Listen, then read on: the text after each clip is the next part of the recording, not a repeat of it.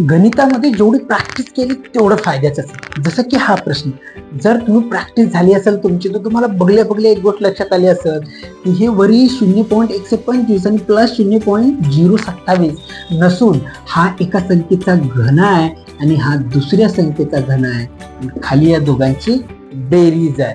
म्हणजे मला हे लक्षात येते की हे 0.5 चा घन आहे प्लस हे 0.3 चा घन आहे आणि खाली 5 आणि 3 8.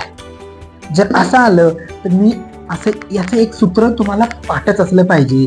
ए चा घन प्लस बी चा घन भागिले, जर ए प्लस बी असेल, ए चा घन अधिक बी चा घन भागिले ए प्लस बी असेल, तर आपण काय करतो, ए चा घन ए चा वर्ग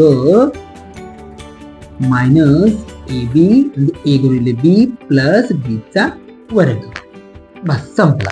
म्हणजे कसं, तर 5 चा वर्ग होईल 25, 0.25 होईल प्लस ही काय 3 चा वर्ग 9, तर 0.09 है ना, वजा ए बी म्हणजे 5 तरी 15 म्हणजे वजा 15, दोन संख्या पॉइंट 15 वजा करायचे.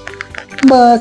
तर हे किती होतात, 34 मधून 15 गेले, किती गेले, 34 मधून 15 गेले, 19 उरतात. किती उरतात, 19 आणि 0.19 हे तुमच्या प्रश्नाचं अगदी बरोबर उत्तर आहे.